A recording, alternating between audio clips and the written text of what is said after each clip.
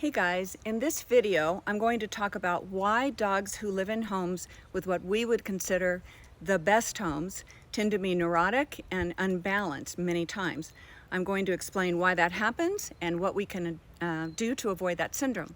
So when I was growing up, when I was 12, my family moved from California to Central America. So I grew up in Honduras, Guatemala, I spent some time in Venezuela. Now those are all third world countries, so they tend to be poor countries. Obviously there's a wealthier upper class, and they tend to practice more Western culture beliefs about dogs. But those who actually live in the third world part of those countries are poor. They're far more concerned about putting food on the table for their kids and clothing them than they don't even have the opportunity to humanize a dog if they want to, because they don't have the wherewithal. So here's what I remember about that. Even though I was young when I lived there, I still remember how you would see street dogs all the time on the streets, and they seemed to be very streetwise. They were very savvy. They knew where to go to find food. Even shade and water were commodities. Sometimes, you know, the most important thing was to find a spot of shade. And the bite statistics in third world countries, not just in Central or Latin America, but all over the world.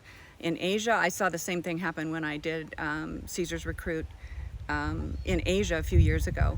The same thing in the poor areas. Dogs would run in packs, or they would run, you know, they'd partner up. And the bite statistics in those countries are super low. They're nothing like they are here in America. And I knew why, because I know that it's when we humanize our dogs is when we tend to have these issues with our dogs, because we're no longer seeing the dogs and respecting the dogs for what they are, which is dogs. It's what they deserve and are entitled to be treated as, is dogs, not people. They're not fur babies. To them, they're actually dogs. And so those dogs tend to be the most balanced because they haven't been coddled, the wrong things haven't been nurtured, they know what their role is in the home, if they're even allowed in the home. Now, I'm not advocating that everybody treat their dogs like they would in a poor third world country in terms of the bad part of that, which would be the lack of vet care and maybe not the best food and so on and so forth. But the attitude of people in those countries tends to be the dog has this place and my family has this place. So one of the ways that this has played out and really helped benefit me was people have often asked me why I feel comfortable pulling dogs from these high kill shelters like Devore, for example. I think I've pulled about 11 dogs out of there this year so far. And of course, there's no, in this particular shelter, there's no way to evaluate these dogs because the way the shelter is set up, they don't allow people to go in and evaluate the dogs. They don't have play groups or social groups. They don't walk them. In fact, the only way that somebody can see a dog is if they have interest in them. They can set up a meet and greet and that's it. So I'm really taking a risk, and those of us that pull these dogs are really taking a risk because we don't really know. They haven't been evaluated, or if they are evaluated, they're evaluated improperly. So why is it that I feel comfortable taking these dogs out? And I'll tell you why, is because dogs that wind up at that shelter typically tend to be strays. So these are dogs that have basically existed by living on the street, by knowing what to do and what not to do to stay alive. They are not coddled, they're not spoiled. The dogs that I have up here right now, the Husky in particular, is absolutely amazing. I've worked with a lot of Huskies that come from really good homes that are lunatics. They bite, they're dog aggressive, there's, you know, all kinds of things going on with him. This dog is so balanced. He knows how to connect with me. He knows how to get along with other dogs. Like, he just came into my pack and everyone was like, hey, what's happening? I mean, there was no big, you know, explosion of excitement or anything. And that was the way it was in Latin America when I lived there. You could see the same thing where dogs just kind of knew how to be. They were very confident and sure of what their role was supposed to be. And so to me, it's a lesson that many of us can follow. We look at the bite statistics, we look at the level of balance of the dogs and how social they are. You know, one of the biggest reasons that people come to me is because of interpack aggression, or dogs that are aggressive or reactive on the street. And they often feel that this is pretty normal, right? Because there's so much of it. I mean, I'm sure if you don't have a dog like that, you know of somebody that does have a dog that is reactive. It's really difficult or embarrassing to walk them because they're all over the place when they see another dog. Well, I'm here to tell you that that is actually not normal. It's common, but it's not normal, and those are two very different things.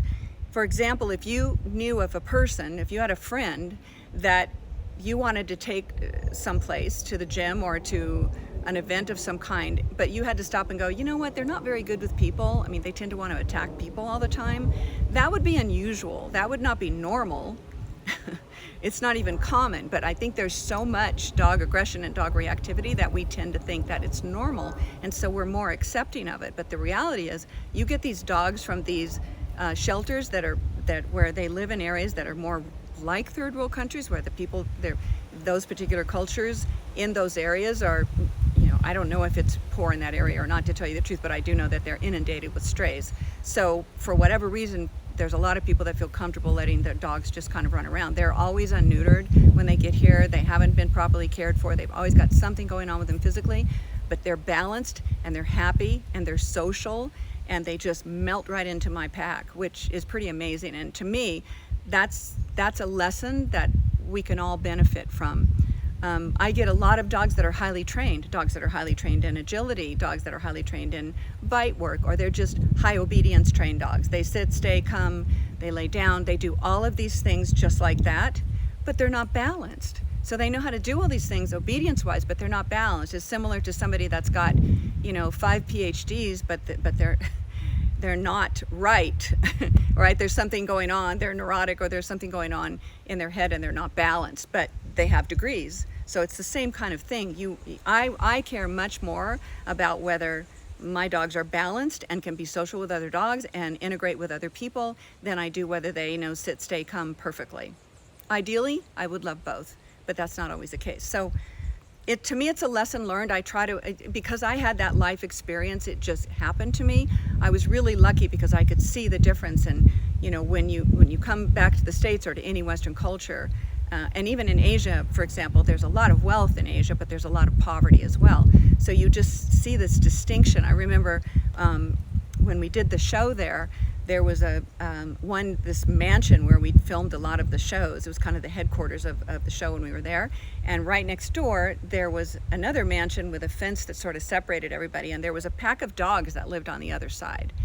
And I had some leftover turkey or something from the set that day, and I wanted to give it to these dogs. So not even thinking, I handed I put some of it through this fence to this pack of dogs, and of course they all converged on it. And one dog in particular just made all this noise and went around and basically corrected all the other dogs, and they all just moved away. There was no fight, there was no biting, there was no attacking, nothing. It was just flat out, I'm correcting you. All those dogs knew how to read that, and they all knew how to move away, because in a natural pack, they learned that. They don't learn that here. So an altercation very rarely is just a correction. It tends to be an all-out brawl. So just something to think about.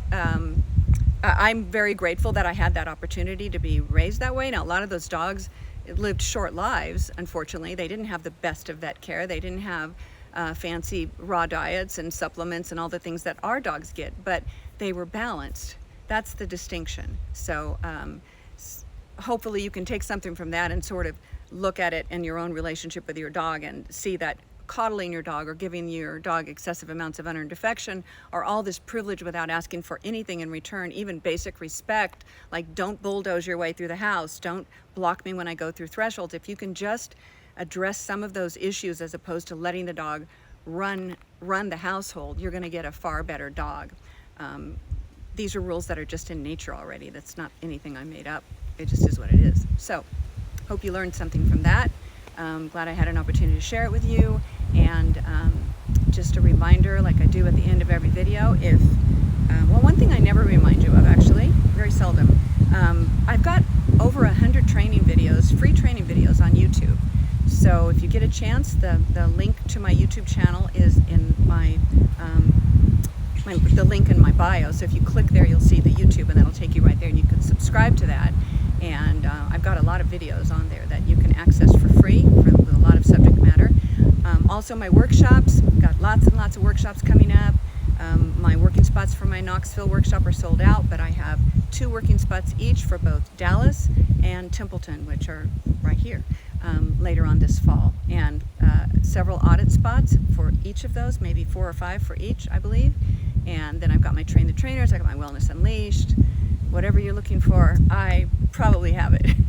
So I would love to meet you. I would love to work with you. And don't underestimate the value of audit spots. Even though you're not bringing a dog, they're half the price of a working spot, and you can learn so much. And many people prefer doing audits. A lot of my students that come from Europe, if anyone can ever come from Europe again, hopefully one of these days, but they can't fly with a dog, and so they get audit spots, and they tell me sometimes that they can focus more on what's happening because they're not worried about managing their own dog while they're here. So anyway, food for thought. Okay, have a great day. Love you guys. See you. Bye.